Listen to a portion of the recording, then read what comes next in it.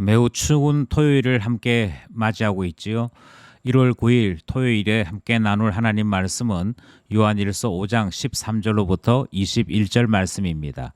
기도 응답의 축복, 보호하시는 사랑. 오늘 본문은 요한일서 마지막 본문입니다. 지금까지 사도 요한은 요한일서를 통하여서 하나님의 사랑에 대한 메시지를 계속 전달해 드렸습니다.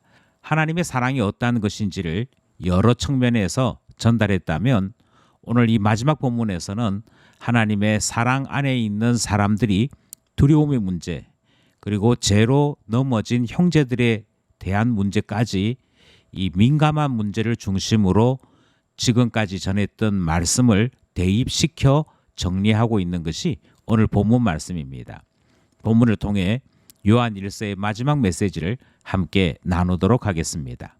오늘 본문은 3개의 문단으로 나누어 살펴보려고 합니다. 첫 번째 문단은 13절로부터 15절 말씀입니다. 이 말씀의 주제는 기도 응답으로 확인되는 영생이라고 제목 붙일 수 있겠습니다. 13절, 내가 하나님의 아들의 이름을 믿는 너희에게 이것을 쓰는 것은 너희로 하여금 너희에게 영생이 있음을 알게 하려 함이라. 그를 향하여 우리가 가진 바 담대함이 이것이니 그의 뜻대로 무엇을 구하면 들으심이라. 우리가 무엇이든지 구하는 바를 들으시는 줄을 안즉 우리가 그에게 구한 그것을 얻을 줄을 또한 아느니라. 첫 번째 문단에서 우리가 함께 나누게 되는 것은 하나님께서 우리에게 영생을 주셨다라고 하는 사실의 확인입니다. 이 영생은 하나님의 아들의 이름을 믿는 너희에게 주어진 것이라 그렇게 말씀하고 있지요. 하나님의 아들, 다르게 말씀드려서 예수 그리스도의 이름을 믿는 자들이 바로 영생을 확인할 수 있는 사람들이라 그렇게 말씀하고 있습니다. 하나님의 아들의 이름이 가장 빈번하게 사용되는 것은 기도이지요. 그러니 기도를 통해서 우리가 영생의 사람인 것을 확인할 수 있다 하시는 말씀이 13절 말씀의 내용입니다. 그리고는 14절이 기도 한번 해봐라 라고 말씀을 하고 있고, 특별히 담대함으로 기도하라 라고 이야기하므로 하나님께서 우리에게 주신 하나님의 아들의 이름이 얼마만큼 놀라운 것인지를 분명히 체험하고 확인할 것을 말씀합니다. 예수 그리스도를 우리에게 주신 하나님은 예수 그리스도와 함께 죽음에서도 일으키시고 예수 그리스도와 함께 세상을 이기는 것까지 확신하게 하셨지요.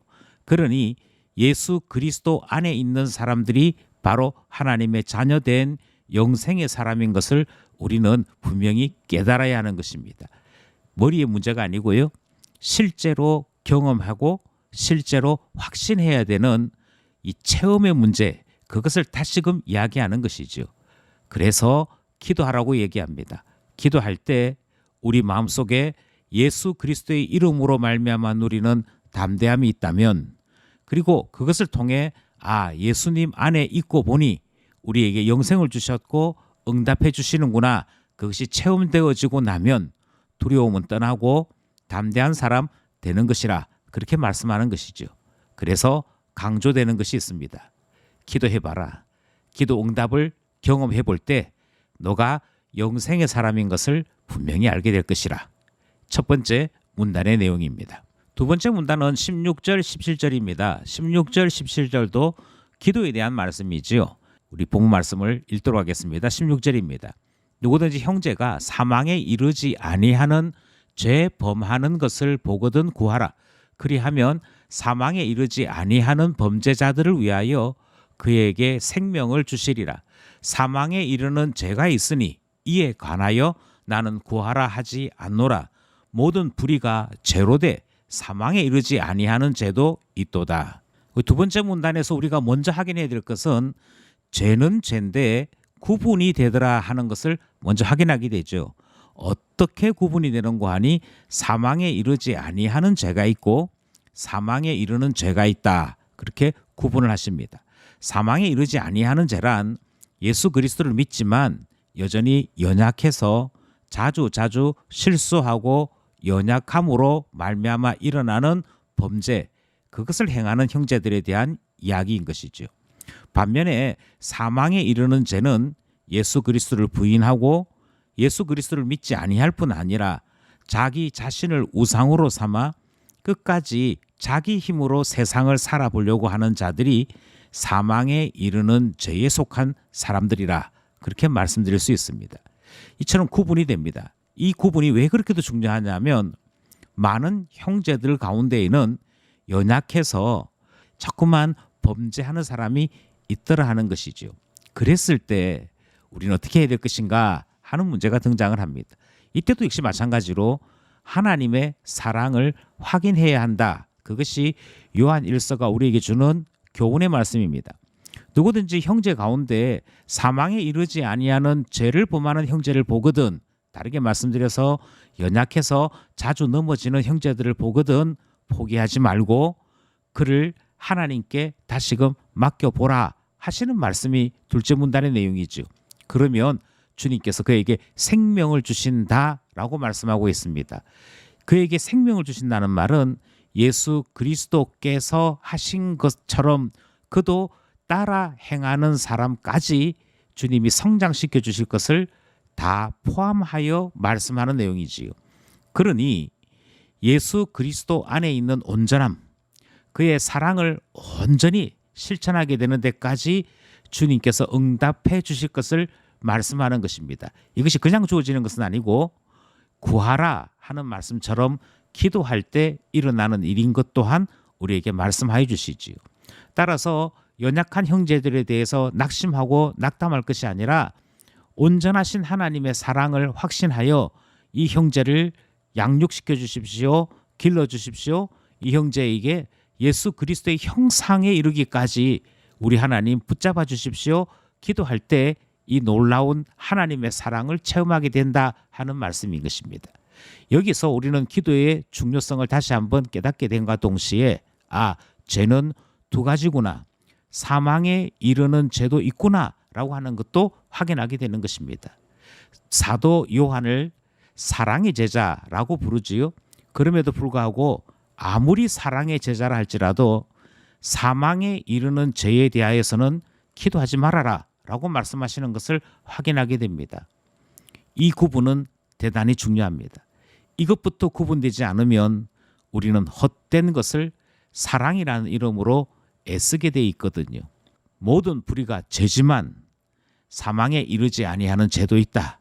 이것부터 구분하여 형제를 사랑할 수 있는, 기도함으로 형제를 영생으로 생명으로 이끌 수 있는 우리 되어야 한다 말씀하시는 둘째 문단이었습니다.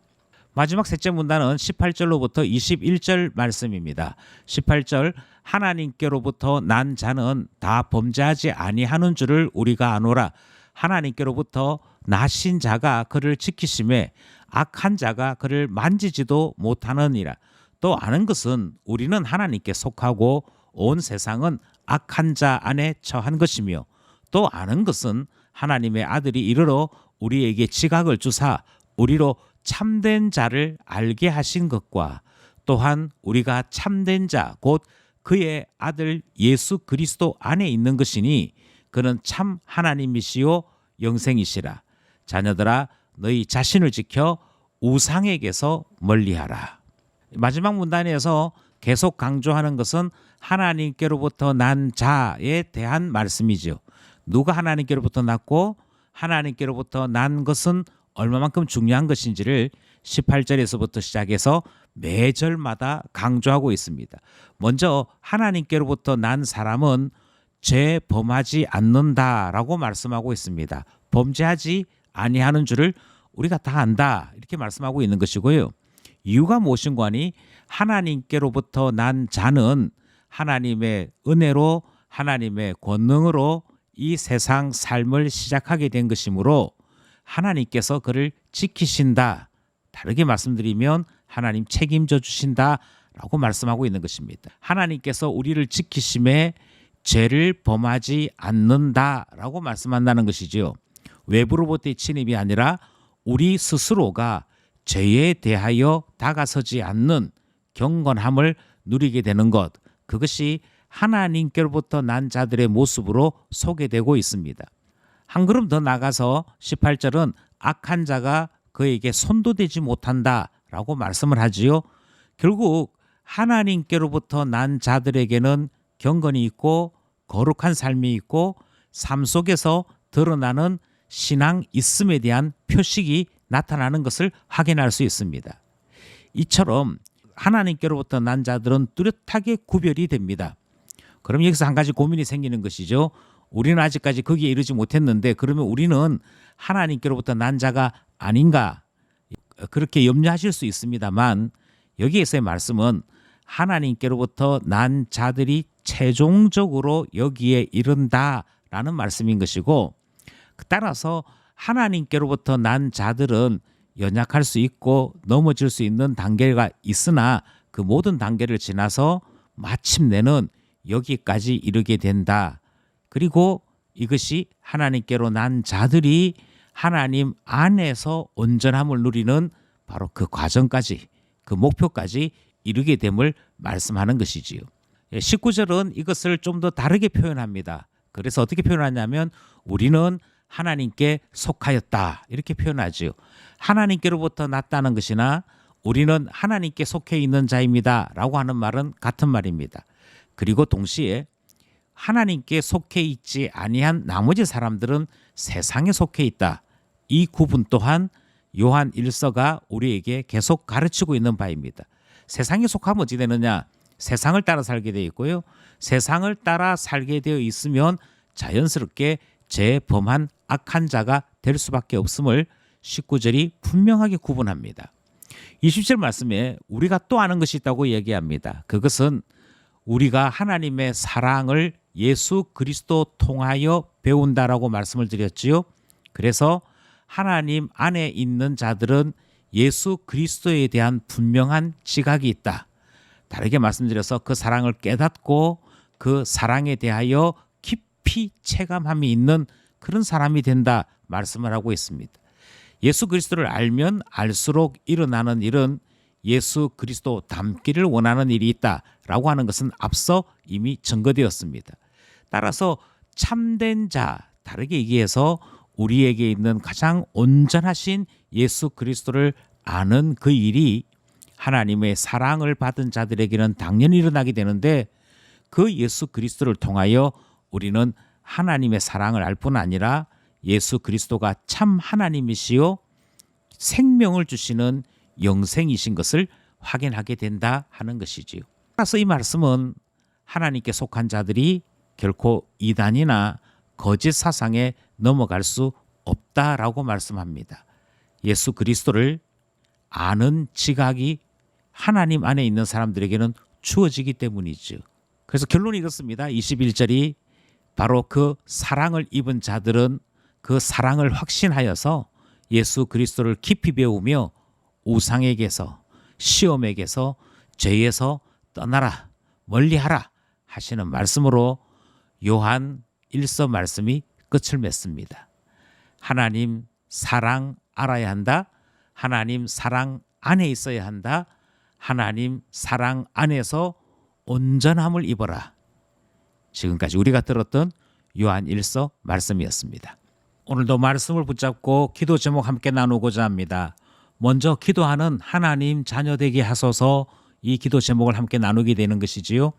우리에게 주신 예수 그리스도 이름이 얼마나 놀라운 것인지를 체험하게 하시며 그 사랑에 힘입어 담대한 하나님 자녀 되게 해달라 기도하게 됩니다. 두 번째는 연약한 형제를 위하여 기도하게 될 것을 간구하게 됩니다.